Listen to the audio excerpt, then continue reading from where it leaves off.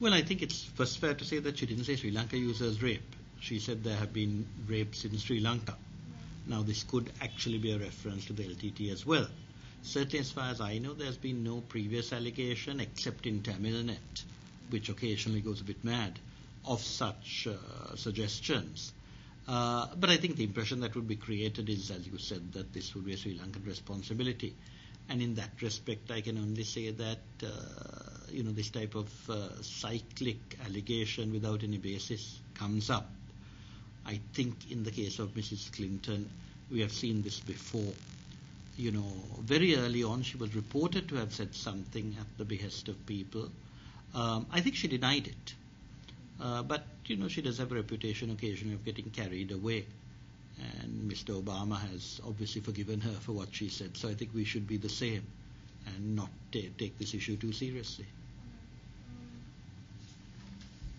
Are you going to make a big issue out of this? I mean, I know that you don't want to, but don't you feel that if you don't actually make a big statement and, get a little carried away with proving that this is not true, that they're not going to take this seriously, they're going to think that you're sweeping it under the rug? Well, I don't really know why one should bother, because the position the Sri Lankan government has always taken up is that if there are any credible allegations, or let me say even any plausible allegations of any incidents that are improper, we would investigate them. But I think we have made it absolutely clear that any generalization really is not worth of notice. Now, with regard to the Channel 4 incident, our point was if you can tell us when this was supposed to happen or where it happened, we can check. But if we just have a generalization, well, we took the trouble of going into the video. But I don't think we can look into any incident. Similarly, how can we look into a general allegation that doesn't even, I must say to give her her due, doesn't say the Sri Lankan army was involved? So, it seems to me one of those things that politicians make occasionally.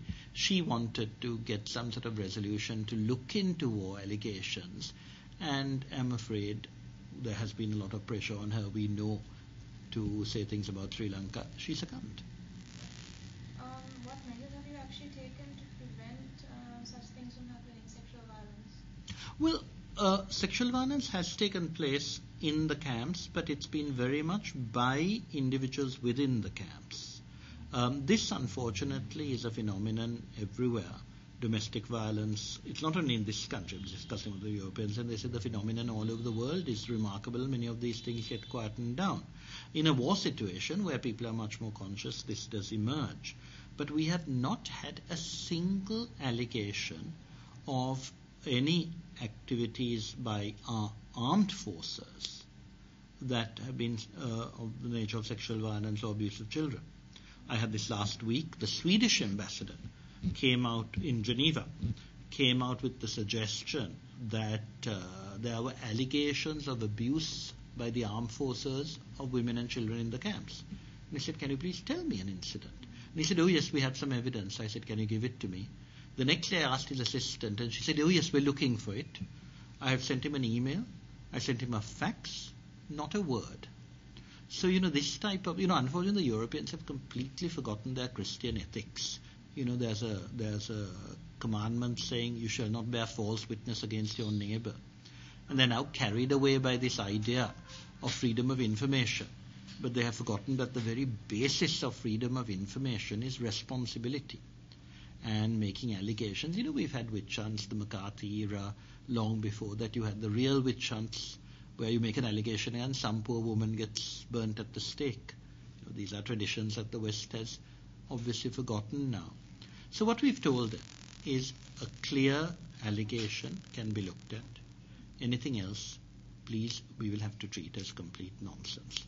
I'm still waiting for the Swedish ambassador to answer, and I think it's totally irresponsible of him to ignore this, but to make a public allegation. And if he were a true Christian, he should be weeping and tearing his hair. So are you calling Hillary Clinton not a true Christian? Sorry? Are you calling Mrs. Clinton as well? Well, she's been fairly circumspect. She hasn't said the Sri Lankan army did it. She hasn't talked about the forces. She's made a very general statement. It's been irresponsible of her, but I'm afraid as a politician, she, as I said, poor Mr. Obama suffered a lot from this. I think one of the reasons he won the nomination was he behaved with a maturity that, he did not make allegations against people. And I think it was wonderfully Christian of him to, put her in his cabinet. And I think she has a great responsibility to live up to the expectations that he has placed on her. And I hope she does. I have to ask you a question to her. Yeah.